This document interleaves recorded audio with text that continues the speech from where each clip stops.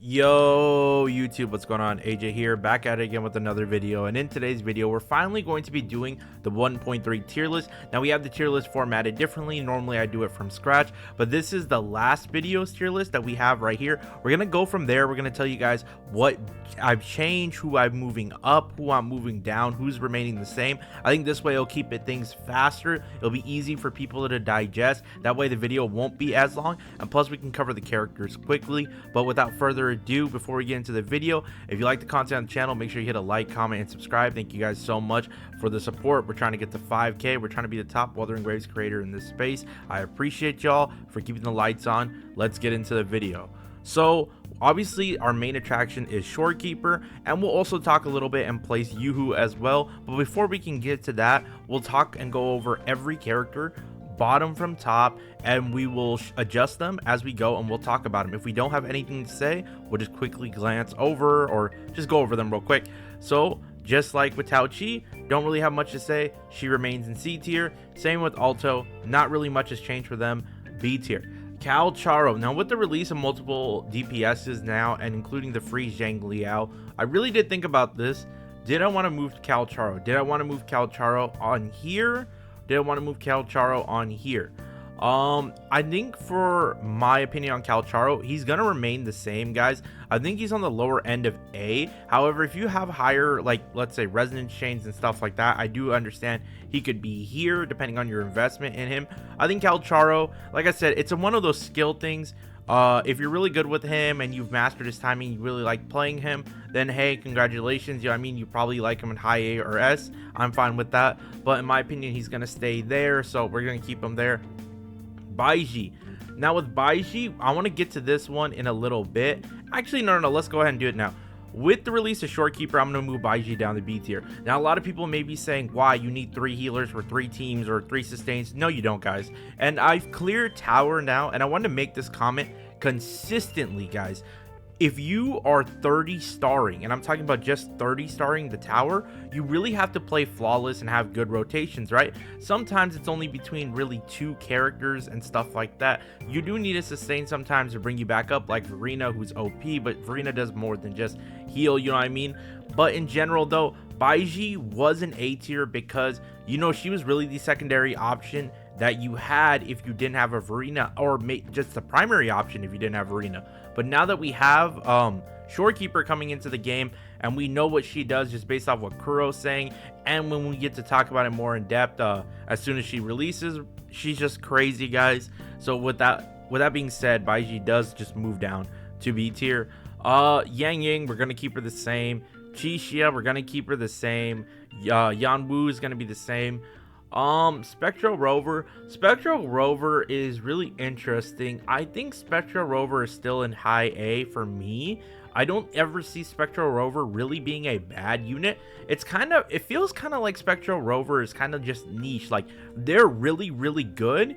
You just don't normally use them with a lot of teams yet, you know what I mean? But for those who do play Spectral Rover, if you guys are just like, man, I like the Spectral playstyle, I like this and all that, and you like them in S tier, then I'm fine with anybody in the comment section who says Spectral Rover is an S tier character. I know they're really good, just kind of niche recently with how everything in the game has been going. Lin Yang, like I said, I stand by what I said, high A tier depending on the investment you have in him. Like I said, if you got the gauntlets, the new ones, the Zhang Liao gauntlets, if you got Jay-Z, honestly, Lin Yang could see potential S tier. Like, I've seen multiple times before, guys, where people have 30 starred the tower, you know what I mean, and cleared that middle floor using him, or whenever there's Glacio. And recently, I don't know, the towers have been Glacio buffs. They've been giving it, whether you're doing the left side, whether you're doing the middle, it's always been reliant on Glacio, one of the sides, and I've seen people, like I said, 30 and use him on the middle tower. Honestly, hey, this may be, you know what, this may be a nuclear take. Some people may have an issue with it. Honestly, I think Lin Yang deserves to be in low S. I really do. I think it's one of those characters, you use them, it takes a little bit of time, it takes a little bit of skill. But the people who do main him, I think there's even a creator named Lin Yang Senpai. Correct me if I'm wrong in the comment section down below, guys. I know he's somebody who goes over mechanics and stuff like that in the game. really good content creator. Yeah, we'll put Lin Yang in S tier.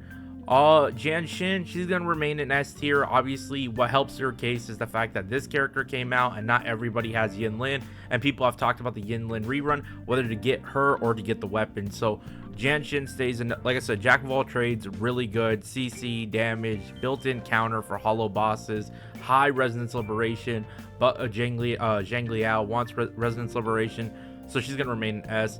Now Dan Jin, I feel like with the amount of DPSs, especially limited DPSs we have, I feel like Dan Jin I had in S last time.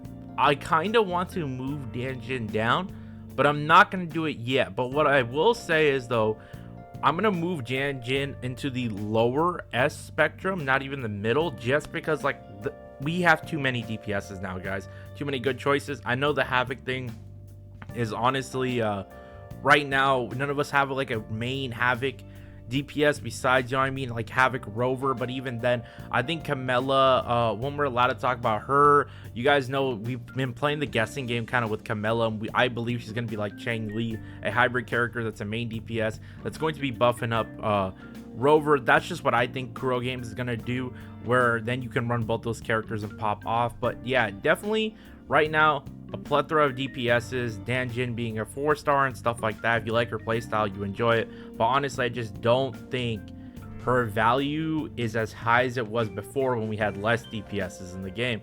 Sanwa and Mortefi, they're just great at what they do right now, so I'm currently not going to be moving them anywhere in terms of the meta. They're going to remain in S tier. Havoc Rover, definitely an S tier character. Definitely now, potentially, I could see slowly but surely. I'm not ready to do it just yet, but when we get to 1.4, you could see a huge Havoc Rover jump. But solid S tier character, and Encore being at the top of S tier, I don't disagree with. I'll keep her there. Honestly, Encore may remain here for a very long time. She's still super strong. She's still the best standard, I believe, DPS on the standard banner. Definitely is a great character. And honestly, if you really wanted multiple copies of Encore and wanted to pop off, I think if you keep getting multiple copies, she just, you know, goes into this OP tier where she's just nuking the entire game. So Encore, low-key, I've seen people get 3 copies of a character. So if you have Encore and you got multiple like resonance chains for her, or resonance sequences, I believe, guys, excuse me, yeah, definitely she pops off. Great character.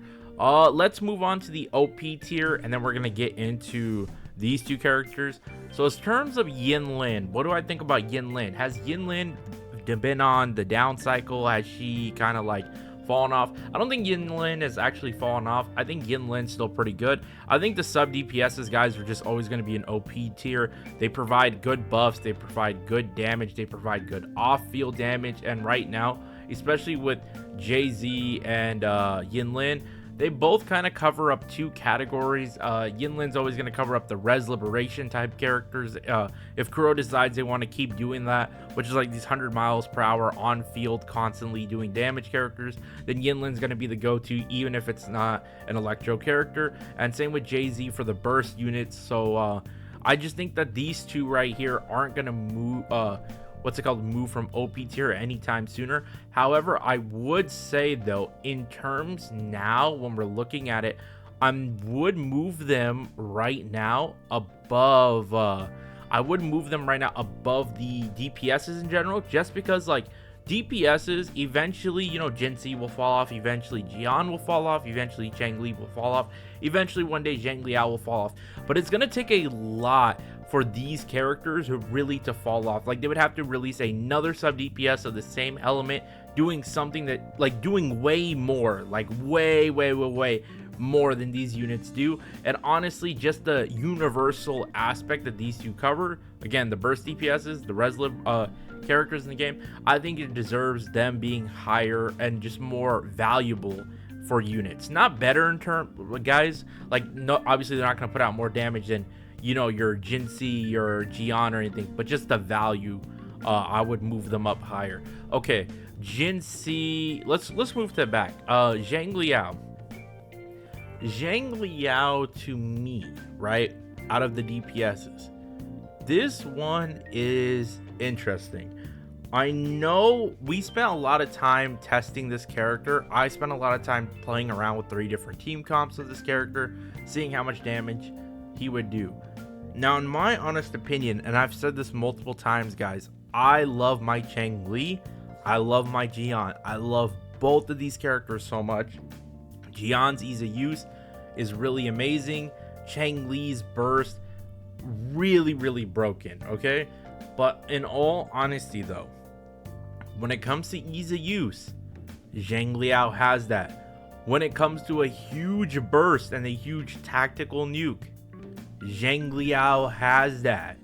So he gets the best of both worlds. Honestly, his ult, guys, if you have good numbers, is like a Jin C ult. I'm not even joking. It's like a mini Jin C ult.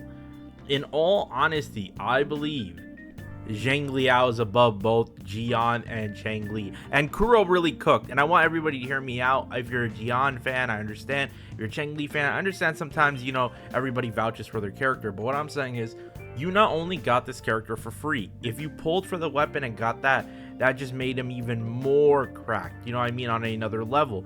Then you have either a Jianshin or what's it called, Yinlin. And like I said, if you don't have Yinlin, you know, Kung Fu Panda over here, you have her, giving him huge amounts of resonance liberation buffs. It just makes them busted. The other thing though, for Changli mains, I wouldn't really fret about if you're a Changli main and you enjoy the character. I've talked about this. If you ever seen my team comps video, you can just run her and Zhang Liao together, because guess what, she gives resonance liberation buffs too. So honestly, don't really think of this as like, oh, Changli's going down or anything like that. Honestly, if anything, these two are kind of just like, you can put them together and you can play with both and enjoy both characters. But I will say though, Zhang Liao, like I said, you got him for free. His weapon, if you pulled on it, makes him even better. He's got a mini Jin C nuke, and on top of that, he has the ease of use like Jian. I think he deserves to be higher in terms of DPS list. Now, does he deserve to be higher than Jin C? Not really. Jin C is just way too easy to play. Her rotation was quick before, but then when Jay-Z released, was super fast. Honestly, because it feels like they do have the best team comp, I would low-key just, you know what I mean, just go like this, like just move Jin C ahead of Yinlin, just because this is the number one, like in terms of DPS, like with their support right here. So I would put her right there and then Zhang Liao, not Zhang Liao, yeah, I'm sorry, it is Zhang Liao, guys, my brain's being foggy, I don't know why, but Zhang Liao just one beat ahead with Yinlin. Really good teams, really good characters, guys. These, I would say, these are the 2 premier team comps, like if you have them, that are top of the line, I would say, in terms of the DPS and sub DPS. If you have the Jin C and the Jay-Z, if you have the Zhang Liao and the Yinlin, both those team comps go hand, but obviously, you know, there's other ones you can form. Let's move on, because we've already covered these 2. I'm gonna put those 2 the same as before.